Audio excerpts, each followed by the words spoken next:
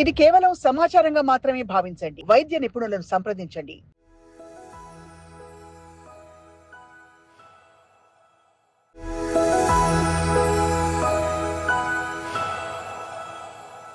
తెల్లబట్ట అంటారు. సో ఇది మైల్డ్గా ఉంటే ఒకలాగా హ్యాండిల్ చేసుకోగలుగుతారు, కానీ సివియర్గా ఉన్న పరిస్థితుల్లో it is very awkward and very very ఇంకా uncomfortable. It's very cumbersome complaint. So good thing Swapna garu మీరు ఆ టాపిక్ తీసారు. It's very nice and common topic. పాపం అందరు ఫీమేల్స్ ఖచ్చితంగా సఫర్ అయ్యే టాపిక్ ఇది. ఒకటి ఏంటంటే క్యాండిడియాసిస్, అసలు ఫస్ట్ మనకు అసలు అబ్నార్మల్ డిశ్చార్జ్ ఎలా ఉంటుంది అనేది తెలుసుకోవాలి. సో జనరల్లీ ఆడవాళ్ళు అందరికీ డిశ్చార్జెస్ ఉంటాయి.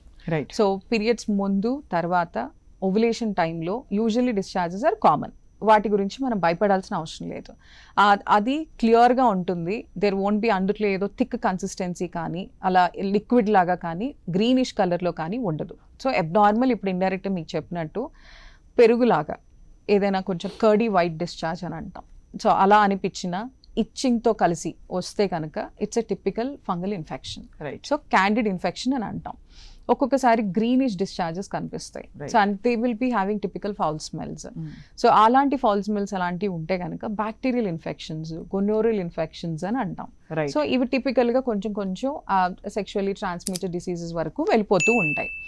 సో క్యాండిడియాసిస్ ఏంటి అని అంటే అది యాక్చువల్లీ చెప్పాలి అని అంటే it's very easy to handle.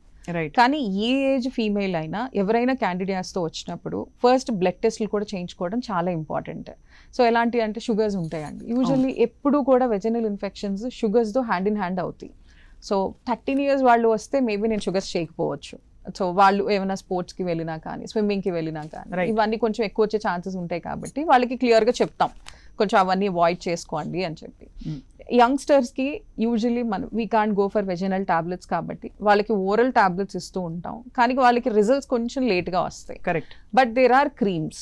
If it is very bad, పాపం బాగా సఫర్ అవుతూ ఉన్నారు అని అంటే మాత్రం వాళ్ళకి ఖచ్చితంగా వెజనల్ ఇన్ఫెక్షన్స్కి క్రీమ్స్ కూడా అప్లై చేసుకునే ఛాన్సెస్ ఉంటాయి. రైట్.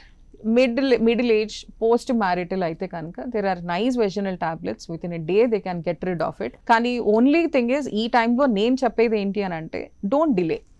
మనకి ఎప్పుడైనా ఇచ్చింగ్ అనిపించింది అన్నప్పుడు ఫస్ట్ థింగ్ డెఫినెట్గా డాక్టర్ నేను కోకోనట్ ఆయిల్ రాసేసాను అయినా తగ్గలేదు అని అంటారు.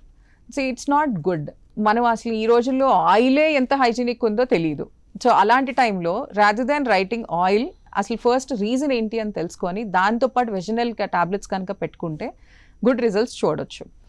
సెకండ్ థింగ్ ఈజ్ మెయింటెనెన్స్ అండి. అంటే చాలా బేసిక్ థింగ్ చెప్తాను, basic hygiene. So first thing is private పార్ట్స్ని అంటే క్లీన్గా పెట్టుకోవటం అంటే starting from shaving, right, the hair in the pubic area. So అది జనరల్గా పాపం ఈ రోజుల్లో హైజీనిక్ కోసం అని చెప్పి విపరీతంగా ఫ్రీక్వెంట్గా షేవింగ్స్ చేసుకోవడం కూడా జరుగుతూ ఉంటుంది. అవును. We should not shave that parts. Actually అక్కడ ఉండే హెయిర్ ఈవెన్ ఫర్ అంటే జనరల్గా ఇట్ ఇస్ అ ప్రొటెక్షన్, మనకి బ్యాక్టీరియా నుంచి ప్రొటెక్ట్ చేయడానికి I think will still having the hair over there. So ఇలాంటప్పుడు ట్రిమ్మర్స్ ఆర్ యూస్ఫుల్ అండి and clipping, but don't scrape that area అని చెప్తాను. Basically anything that will cause or aggravate your chances. Anything when we scrape or when we injure that particular area డెఫినెట్గా మనం బయట నుంచి infections పట్టుకునే chances ఎక్కువగా ఉంటాయి.